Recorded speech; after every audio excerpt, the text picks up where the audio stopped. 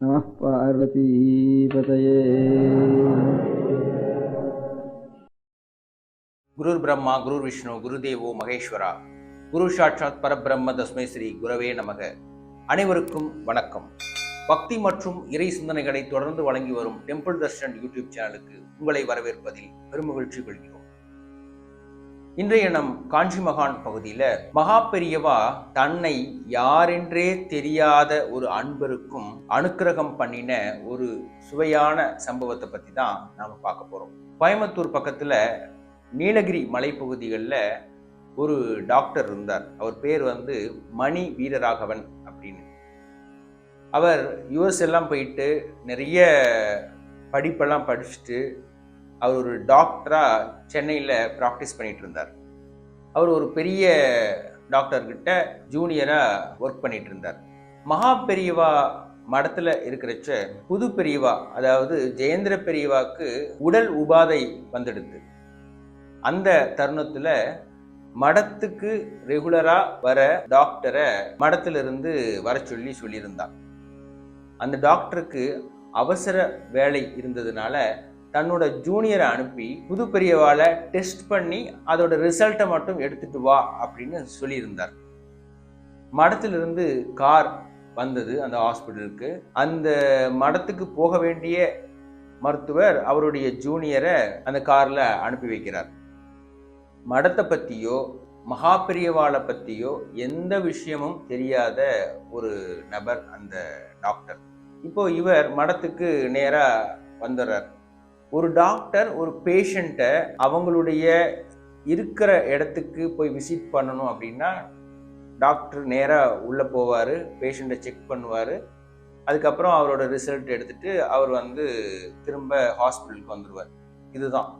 டாக்டரை வெயிட் பண்ணலாம் வைக்க மாட்டாங்க. ஏன்னா பேஷண்ட் அவ்வளோ முக்கியமான விஷயமா இருக்கும். டாக்டருடைய வேலையும் அவ்வளவு டைமை வேஸ்ட் பண்ணக்கூடாத ஒரு நிலைமையில தான் இருக்கும். அதனால அவங்க போன உடனே அந்த பேஷண்ட்டை பார்த்துருவாங்க, டெஸ்ட் பண்ணிட்டு அவங்களுடைய வேலைகளை முடிச்சுட்டு வந்துடுவாங்க. இதுதான் வழக்கமாக இருக்கும். ஆனால் காஞ்சி மடத்துக்கு இந்த டாக்டர் வந்த உடனே அப்போ புது பெரியவா பூஜையில் இருந்தார். அதனால உடனே அவரை போய் பார்க்க முடியல இந்த டாக்டர்னால. அதனால கொஞ்ச நேரம் வெயிட் பண்ண வச்சிருந்தாங்க. வெயிட் பண்ண வச்சது எங்க அப்படின்னா, பெரியவா இருக்கிற இடத்துல பெரியவாவுக்கு முன்னாடி ஒரு 10 அடி டிஸ்டன்ஸ்ல அந்த டாக்டரை உட்கார சொல்லியிருந்தாங்க. பெரியவாளை பத்தி எந்த விஷயமுமே தெரியாத ஒருத்தர் அந்த மருத்துவர் பெரியவாளை பார்க்கிறார். பெரியவாவும் இந்த மருத்துவரை பார்க்கிறார். ஒருத்தர் தெரியாத ஒரு நபர் தன்னை ரொம்ப குறுகுறுன்னு பார்த்துட்டே இருந்தா நமக்கு ஒரு மாதிரி இருக்கும் இல்லையா? நம்ம கொஞ்சம் முகத்தை அந்த சைடும் இந்த சைடும் திருப்பி சங்கோஜமா ஃபீல் பண்ணுவோம். அப்படி அந்த மருத்துவருக்கு இருந்தது. பெரியவா ஆனா வெச்சக்கண் வாங்காம அந்த மருத்துவரையே பார்த்துட்டே இருந்தார். ஒரு அரை மணி நேரம் போனதுக்கு அப்புறம் பூஜையெல்லாம் முடிஞ்சு புது பெரியவா ஃப்ரீயானதுக்கு அப்புறமா இந்த டாக்டரை உள்ள அழைச்சிட்டு போய் டெஸ்ட் பண்ண வச்சாங்க. அதுக்கப்புறம் அவர் டெஸ்ட் பண்ணிட்டு திரும்ப வந்தார். கிளம்புறதுக்காக இருந்தார். அதற்குள்ள புது பெரியவா கொஞ்ச நேரம் வெயிட் பண்ண சொல்லியிருந்தார்.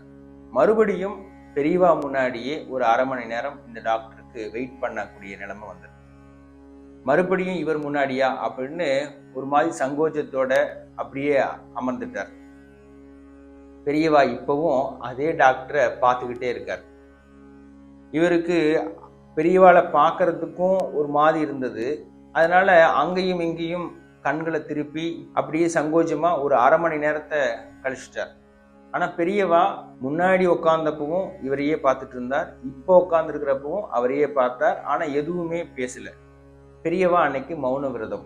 இப்போ இந்த டாக்டர் அவருடைய வேலைகளை எல்லாம் முடிச்சுட்டு வெளியே கிளம்பி வரார். கார் இருக்கு. அந்த மடத்துடைய கார்ல நேரா இவருடைய மருத்துவமனைக்கு வந்துடுறார். இப்போ மருத்துவமனைக்கு வந்ததுக்கு அப்புறம் இந்த டாக்டருக்கு ஒரு எண்ணம் தோணுது. என்ன எண்ணம் அப்படிங்கிறதுக்கு முன்னாடி இந்த டாக்டருடைய ஸ்டேட்டஸ் என்ன அப்படிங்கிறத நம்ம பார்க்கணும். இந்த டாக்டர் ஒரு நல்ல வசதியான குடும்பத்திலிருந்து வந்தவர் தான். நிறைய படிப்பெல்லாம் படிச்சிருக்கார். அதற்கப்புறமா இவருக்கு புதிதாக கல்யாணம் ஆகி ஒரு 6-7 வயசுல ஒரு பையன் இவருக்கு இருக்கான். கல்யாண வாழ்க்கையும் சந்தோஷமா இருக்கு. இவர் ஒரு பெரிய டாக்டர் கிட்ட ப்ராக்டிஸ் பண்ணிட்டு இருக்கார். இதற்கப்புறம் இவரோட ஃபியூச்சர் அப்படிங்கிறது ஒரு நல்ல விதமாவே இருக்கும். இது மாதிரியான ஒரு நல்ல நிலைமையில தான் அந்த டாக்டர் இருக்கார்.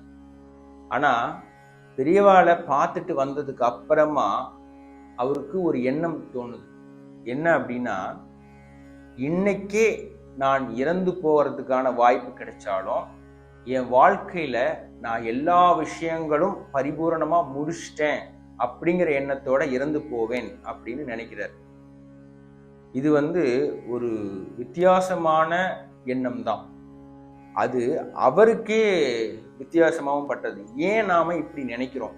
அது மாதிரி கஷ்டங்களோ அல்லது பிரச்சனைகளோ எதுவுமே இல்லை.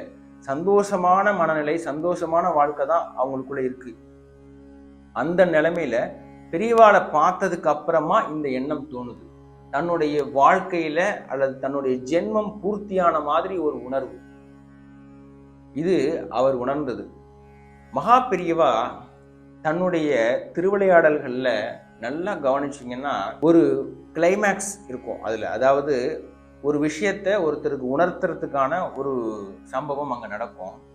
ஆனா அது மட்டும் போதாது அப்படிங்கிறத தாண்டி நம்மளை மெய்சிலிருக்கிற வைக்கிற மாதிரி, நம்மளை புல்லரிக்கிற வைக்கிற மாதிரி அடுத்த ஒரு கிளைமேக்ஸ் அதில் வச்சிருப்பார். மகா பெரியவானுடைய அற்புதங்கள்ல 2 கிளைமேக்ஸ் மாறி மாறி மாறி மாறி வரும். அது நம்ம கேட்கறதுக்கும் படிக்கிறதுக்கும் அவ்வளவு ஆனந்தமா இருக்கும், மெய்சிலிருக்கும். இதுல மகா பெரியவாளை பத்தி எந்த புரிதலும் எந்த அறிமுகமும் இல்லாத ஒருத்தர் மகா பெரியவா முன்னாடி ஒரு மணி நேரம் மகா பெரியவானுடைய கண் பார்வையில, மகா பெரியவானுடைய திருவரு பார்வையில உட்கார்ந்துருக்காரு அப்படின்னா அது அவளுக்கு எவ்வளவு பெரிய பாக்கியம். நாமெல்லாம் தேடி போனா கூட கிடைக்காது. பெரியவா தரிசனம் பண்றதே பெரிய விஷயம். பெரியவாளை அமைதியா பார்த்துட்டு இருக்கிறது எவ்வளவு பெரிய ஆனந்தம், பாக்கியம். அதை தாண்டி பெரியவா நம்மளை பார்க்கறது, அதுவும் 1 மணி நேரம் அப்படியே கண்கள் இமைக்காம பார்க்கறது அப்படின்னா அதற்கு மேல நமக்கு என்ன வேண்டும்? ஆனா இது நம்ம பெரியவாளை நாம புரிஞ்சுக்கிட்டு நாம இதை எதிர்பார்க்கிறோம். ஆனா பெரியவாளை பத்தின விஷயம் எதுவுமே தெரியாத ஒருத்தருக்கு பெரியவா இப்படி ஒரு அருட்கடாட்சம் கொடுத்திருக்கார். அவருக்கு வீட்டுக்கு போறதுக்குள்ள அவருடைய எண்ணம் தான் முக்தி அடைஞ்ச நிலையை உணர்த்துது. அப்படின்னா பெரியவானுடைய அனுக்கிரகம் எப்படி இருக்கும் பாருங்க. இது ஃபர்ஸ்ட் கிளைமேக்ஸ்.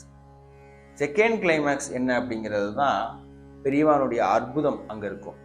இந்த டாக்டர் இந்த விஷயத்த அதுக்கப்புறம் பெருசா எடுத்துக்கல, அப்படியே கால ஓட்டத்துல நகர்ந்து போயிடுறார். ஒரு வருடம் கழிச்சு இந்த டாக்டருடைய மகனுக்கு கை கால்லாம் திடீர்னு வலி வருது. அவன் நடுராத்திரி எழுந்து உடம்பெல்லாம் வலிக்குதுன்னு கத்த ஆரம்பிச்சிட்டான். இவர் ஒரு டாக்டர். ஃபர்ஸ்ட் எய்டா என்னென்ன பண்ணணுமோ அதெல்லாம் செஞ்சு பார்த்தார். வலி நிற்கவே இல்லை. அடுத்த நாள் என்ன பண்றார், அவர் தன்னுடைய மகனை ஒரு நரம்பியல் நிபுணர்கிட்ட கூட்டிட்டு போறார். அவர் ஒரு பெரிய டாக்டர். அவர்கிட்ட கூப்பிட்டு போய் தன்னுடைய மகனை செக் பண்ண சொல்றார். அப்பவும் அவனுக்கு வலி இருக்கு. இப்போ டாக்டர் என்ன பண்றார், அவனை செக் பண்ணி பார்த்துட்டு ஸ்கேன் மற்ற விஷயங்களை எல்லாம் எடுக்கணும் அப்படின்னு சொல்லிட்டு நிறைய ப்ரெஸ்கிரைப் பண்றார். இந்த இதெல்லாம் டெஸ்ட் எல்லாம் எடுத்துட்டு வந்தீங்கன்னா அதை வச்சு நம்ம அடுத்த லெவல் என்ன மெடிசன் கொடுக்கலாம் அப்படிங்கிறத செக் பண்ணலாம். அதுக்கப்புறமா நம்ம அடுத்த லெவல் மருந்து என்ன கொடுக்கலாம் அப்படிங்கிறத தீர்மானிக்கலாம் அப்படின்னு அவர் சொல்றார். இப்போ அடுத்த நாள் இவர் அந்த ஸ்கேன் அந்த ரிப்போர்ட் எல்லாம் எடுக்க போகணும். இவருக்கு ஒரு எண்ணம் தோன்றது. என்ன அப்படின்னா, அதெல்லாம் அப்படியே நிப்பாட்டிட்டு தன் பையனை கார்ல ஏத்திக்கிட்டு நேரா காஞ்சிபுரம் வரார். மகா பெரியவாளை பார்த்து நாம ஏதாவது இதை பத்தி சொன்னா அவர் ஏதாவது பண்ணுவாரா அப்படின்னு ஒரு எண்ணம். இந்த எண்ணம் இந்த மருத்துவருக்கு தோன்றி இருக்கவே வேண்டாம். அவரு கேஷுவலா அவருடைய ட்ரீட்மெண்ட் விஷயங்களை ஃபாலோ பண்ணியிருக்கலாம். ஆனா அவருக்கு ஒரு திடீர்னு இந்த மாதிரி ஒரு எண்ணம் தோணுது. இப்ப நேரா மடத்துக்கு வந்துடுறார். பெரியவாளை பார்க்கணும் அப்படின்னு சொல்லிட்டு போய் கேட்கிறார். பெரியவா தரிசனமெல்லாம் முடிச்சுட்டு அவருடைய அறைக்குள்ள போயிட்டார். அந்த தருணத்துல பாண்டிச்சேரி முதலமைச்சர் பெரியவாளை பார்க்கறதுக்காக அங்க வெயிட் பண்ணிட்டு இருக்கார்.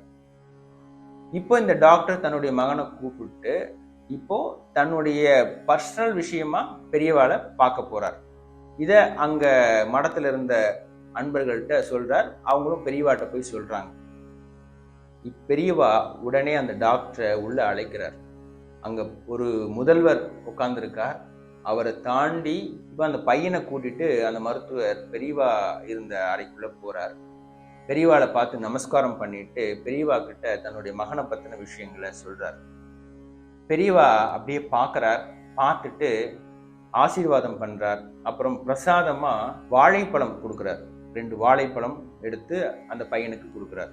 இவருக்கு அதுவே திருப்தியா இருந்தது. இப்போ வாங்கிட்டு இவர் வெளியே வந்துடுறார். வர வழியில அந்த பையன் அந்த வாழைப்பழத்தை சாப்பிட்டுறான். இப்போ வீட்டுக்கு வந்துடுறார். வீட்டுக்கு வந்துட்டு பெரியவாட்ட ஆசீர்வாதம் வாங்கிட்டு வந்துட்டோம், ஸோ எல்லாம் நல்லபடியா வலியெல்லாம் குறைஞ்சி பிரச்சனையெல்லாம் குணமாயிரும் அப்படிங்கிறதுல ஒரு நம்பிக்கை அவருக்கு இருக்கு. இப்போ இரவு படுக்கிறாங்க. நடுராத்திரில அவன் மறுபடியும் எழுந்து உடம்பெல்லாம் வலிக்குதுன்னு கத்துறான். அது விடிகாத்தால வரைக்கும் அவனுடைய வலி தாங்க முடியாம அந்த கதறல் இருந்துட்டே இருக்கு. இப்போ இவருடைய மனைவி என்ன பண்றாங்கன்னா, எங்க இவ்வளோ படிச்சிருக்கிறீங்க, இவ்வளோ அறிவியல் பூர்வமா நிறைய விஷயங்கள் உங்களுக்கு தெரியும், நம்ம பையன் இவ்வளோ சிரமப்படுறான், இவனை டாக்டர்கிட்ட கூப்பிட்டு போய் காமிச்சிங்க, அவர் டெஸ்ட் எல்லாம் எடுத்து வர சொன்னார், அதை நிப்பாட்டிட்டு இப்போ அங்க போய் பார்த்து என்ன நடந்துற போகுது அப்படின்னு அவங்களுடைய மனக்குமுறலை அந்த டாக்டர்கிட்ட கொட்டுறாங்க. டாக்டர் வேற வழி இல்லாம தன்னுடைய மனைவி திட்டுறாளே அப்படிங்கிறதுக்காக அடுத்த நாள் நான் போயிட்டு கண்டிப்பா அந்த டெஸ்ட் எல்லாம் எடுத்துடுறேன் அப்படின்னு சொல்லிட்டு அந்த மனைவியை ஆறுதல் படுத்துறார். பையன் வலியால துடிச்சிட்டு இருக்கான். அவனையும் கொஞ்சம் ஃபர்ஸ்ட் எய்ட் மாதிரியான விஷயங்கள்லாம் பண்ணி கொஞ்சம் வலியை குறைக்கிறதுக்கான ஏற்பாடு பண்ணி வைக்கிறார். அதுக்கப்புறம் காலம்பரை ஒரு 10-11 மணிக்கு அந்த டாக்டர் சொன்ன மாதிரி டெஸ்ட் எல்லாம் எடுக்கிறதுக்காக கிளம்பலாம். அப்படிங்கிறப்ப அந்த பையன்கிட்ட கேட்குறாரு, இப்போ வலி இருக்காடா அப்படின்னு கேட்டா அந்த பையன் வலி இல்லை அப்படி சொல்றான். இல்லை இருந்தாலும் போய் டெஸ்ட் எடுத்துடலாம் அப்படின்னு ஒரு எண்ணம் தோணுது. ஆனா அந்த பையன் வேணாங்கிறான். எனக்கு வலி இல்லைப்பா, டெஸ்ட் எல்லாம் எடுக்க வேணாம், எனக்கு வலி பூரணமா குணமான மாதிரி எனக்கு ஒரு ஃபீல் இருக்கு அப்படின்னு சொல்றான். இதை அவர் எதிர்பார்த்தார். அதுக்கப்புறமா அந்த குழந்தைக்கு 20 வயசு வரைக்குமே அந்த வலி வரல. அப்போ அந்த மருத்துவர் இந்த விஷயங்களை பொதுவெளியில பகிர்ந்துகிட்டார். மகா பெரியவானுடைய அனுக்கிரகம் ஒருத்தருக்கு கிடைக்கணும் அப்படின்னு இருந்தா நாம தேடியே போக வேண்டாம், அது தானாவே கிடைக்கும். இதை நான் எப்பவும் சொல்றதுதான். நாம ஒரு குருவை தேர்ந்தெடுக்க முடியாது. குரு தான் அவருடைய சீடர்களை அவராகவே தேர்ந்தெடுப்பார். அந்த அனுக்கிரகம் நமக்கு கிடைச்சது அப்படின்னா அதை விட ஒரு புண்ணியமான காரியம், அதை விட ஒரு பாக்கியமான விஷயம் நம்முடைய ஜென்மத்துல இருக்காது. மகா பெரியவானுடைய இது மாதிரியான அற்புத நிகழ்வுகளை நாம தொடர்ந்து சிந்திக்கணும் அப்படின்னு ஆசைப்பட்டா பக்தி மற்றும் இறை சிந்தனைகளை தொடர்ந்து வழங்கி வரும் டெம்பிள் தர்ஷன் யூடியூப் சேனலுடன் இணைந்திருங்கள். நன்றி, வணக்கம்.